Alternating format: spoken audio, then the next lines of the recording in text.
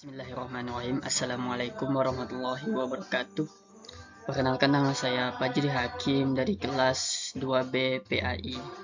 Jadi pada kesempatan kali ini saya akan menjelaskan uh, dan mempresentasikan UAS ilmu kalam terkait ahli sunnah salafiyah yang diampu Bapak Profesor Dr. Zainuddin Budi Prasojo MA dan asisten dosen Bapak Bibi Supriyanto MA.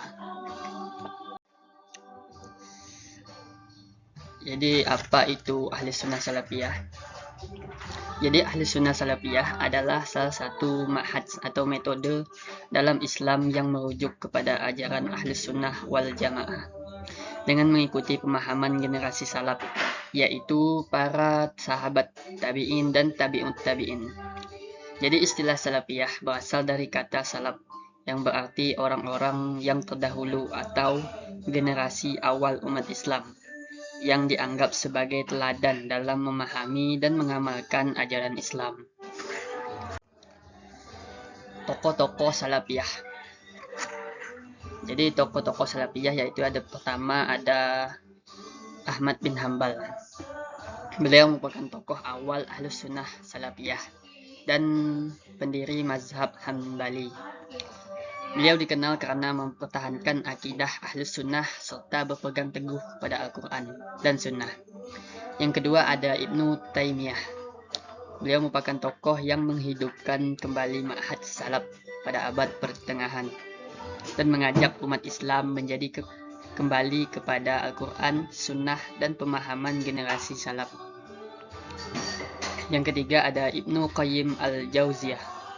Beliau merupakan murid utama Ibnu Taimiyah yang meneruskan dan mengembangkan pemikiran gurunya melalui karya-karyanya di bidang akidah, fikih, dan akhlak. Dan yang keempat ada Muhammad bin Abdul Wahab, tokoh yang menyebarkan dakwah pembaruan Islam di Jazirah Arab, yang menekankan pemurnian tauhid dan mengajak umat kembali kepada Al-Quran dan Sunnah. Selanjutnya sejarah munculnya Salafiyah. Ahli sunnah salafiyah berakar pada pemahaman generasi salaf, yaitu para sahabat tabi'in dan tabi'ut tabi'in. Pada abad ke-7 Hijriah, pemahaman ini kembali ditegaskan oleh Ibnu Taimiyah sebagai respon terhadap berbagai penyimpangan akidah. Selanjutnya pemikiran tersebut dikembangkan oleh Ibnu Qayyim al-Jauziyah dan disebarluaskan oleh Muhammad bin Abdul Wahab melalui gerakan pembaruan Islam. Dasar hukum ajaran salafiyah. Yang pertama ada Al-Quran, yang merupakan sebuah hukum utama dan pedoman utama dalam seluruh ajaran Islam. Yang kedua ada Sunnah Nabi. Sunnah Nabi merupakan segala perkataan, perbuatan, dan ketetapan Nabi Muhammad SAW yang menjadi penjelas Al-Quran dan pedoman hidup umat Islam. Yang ketiga ada ijma' sahabat.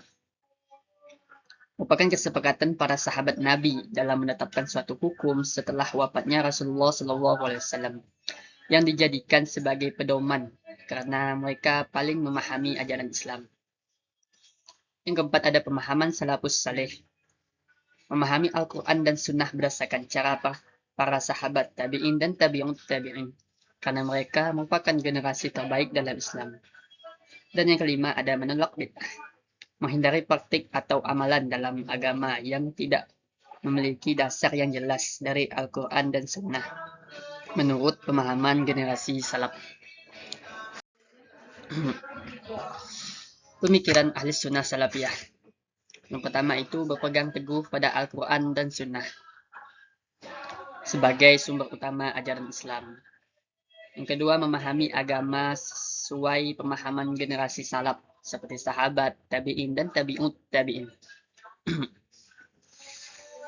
Yang ketiga, mengutamakan dalil daripada pendapat atau spekulasi dalam masalah akidah. Yang keempat, menjaga kemurnian tauhid dan menghindari praktik yang dianggap tidak memiliki dasar dalam Al-Quran dan Sunnah. Dan yang kelima, menjadikan Rasulullah SAW dan para sahabat sebagai teladan dalam beragama. Jadi kesimpulannya, ahli sunnah salafiyah merupakan mahad yang berpegang pada Al-Quran dan sunnah sesuai dengan pemahaman generasi salaf, yaitu para sahabat, tabi'in, dan tabi'ut tabi'in.